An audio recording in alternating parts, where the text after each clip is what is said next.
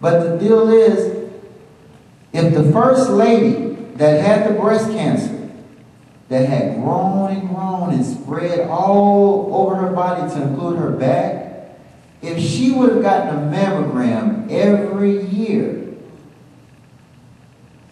they would have caught it early.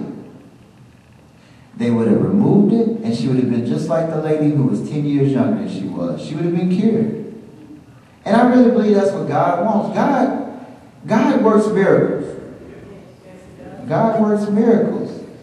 But you know what? You're looking at a miracle. And I'm not full of myself. I'm saying God works through me. Everything I do is because God gave me the knowledge and the retention to do it. God works through people. Pastor I don't know Pastor, but I'm sure he saved lives. But when Pastor saved lives by counseling people who were desperate at real hard times in their lives, that was God working through the pastor. God works through the pastors. God works through the doctors. He works through the police officers. He works through the firemen. But what we have to do is we have to allow God to work through these people by utilizing their services. That's why it's so important. Go every year and get your physical. Now, how many people have a mama? Raise your hand. How many people have a grandmama? Raise your hand. Okay, now this is what I want y'all to take home from this little story. I want everybody to repeat after me. Mama, Mama. Grandmama, Grandmama. I love you. I love you. Have you been to get your physical exam? If you're 40 years old, you have to get a mammogram. Okay, now, I want you to repeat it. That's okay, we'll go back to it later. But the bottom line is, I want everybody to go home and tell your mama and your daddy that I want you to go get your physical exam.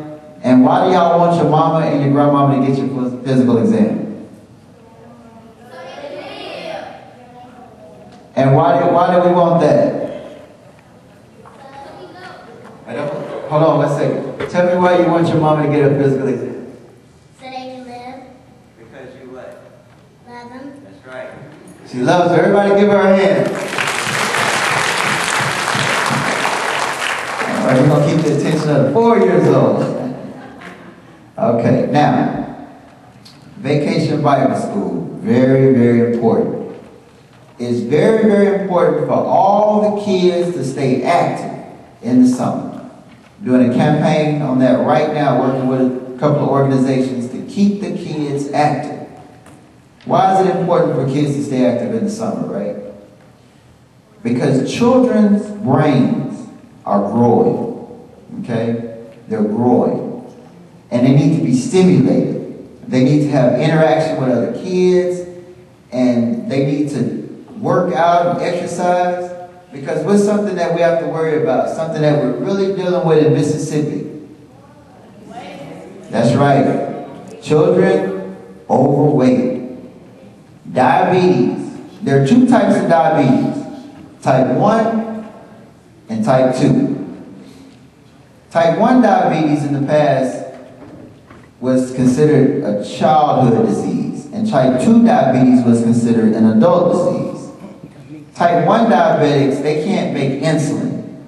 Insulin is something that helps to regulate the blood glucose for adults, or people with diabetes, I'm sorry.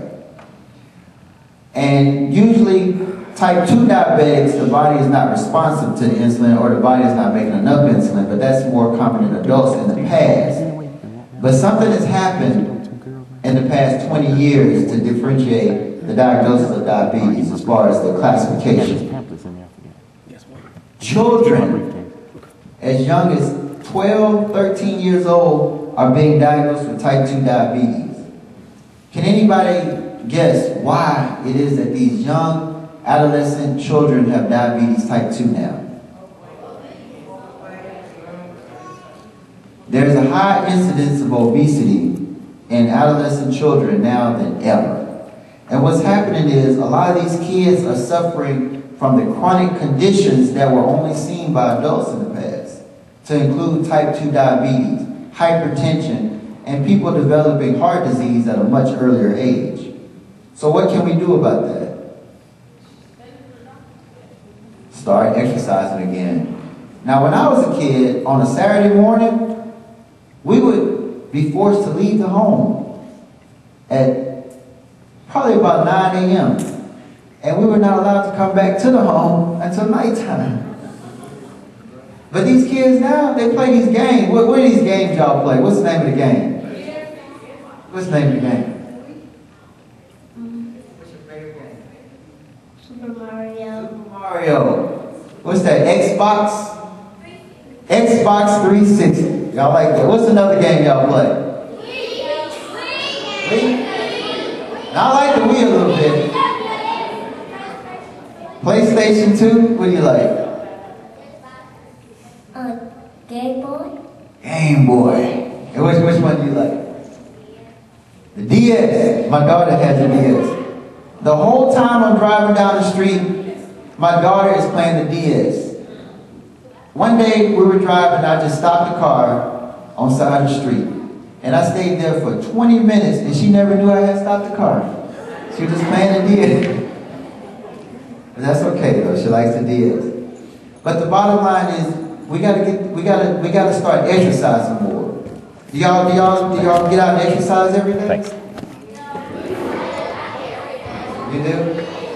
Okay. We gotta start exercising more, and we gotta stay active because we don't want to be overweight. Now I'm just gonna hit on one more thing about the diet, and for the parents here, you can stress it to the children. I did a news segment yesterday on WLBT. And I was talking about diet, and the main question was, people were emailing in. It was like a live show where we were taking email questions, and they were asking what to eat. And what I was trying to explain, and I think I explained it okay, but it's hard to explain what to eat to someone. Because you could go to a doctor or a dietitian, they can give you a diet on paper, but what is the chance that you're going to be able to follow that diet every day for the rest of your life? It's impossible. So what we stress as healthcare providers is not about the diet, but it's about the lifestyle. It's about the day-to-day decisions, okay? When you get ready to eat, you go to a restaurant. You got to make a selection from the menu. One of my favorite restaurants, a lot of people identify with, is Piccadilly's, okay? Because everybody wants to go to Piccadilly's after church, right? I know you stand in line for about 2 hours. But it's okay to go to Piccadilly's, okay? You just have to make the right decision. And when you're standing in line, you know, you just have to look at the selection. You see that fried chicken and mashed potatoes and gravy and all that, but you just have to ask yourself, whenever you get ready to eat, ask the golden question: is it healthy? And if you ask yourself if it's healthy, 9 times out of 10, you're going to make the right decision. It's just, are you going to make the right decision? And that's what you have to do. You have to make the right decision. Pick the healthier selection. Now, another point that I just want to lay on you to take home and keep in the back of your mind is it's important to eat small meals throughout the day. A lot of patients will come to my office and they'll say that I've been trying to lose weight, but I can't lose weight because, you know, I'll go all day without eating, just eat one meal a day and still not lose weight. And what I try to help them understand is that is exactly the opposite of what you want to do. There was a research study where they had 2 groups. Both groups were given 1,500 calories in a 24-hour period over the course of a month. One group had 750 calories, where they just took the total amount of food and divided and just had 2 meals a day. And the other group had 5 meals where they ate 300 calories. They ate little bitty meals all day. The group that ate 5 times a day lost weight. Now, I'm not saying eat 5 times a day, eat a whole lot of food. I'm saying whatever you eat, just divide it up. Like when I go to a restaurant, I usually get a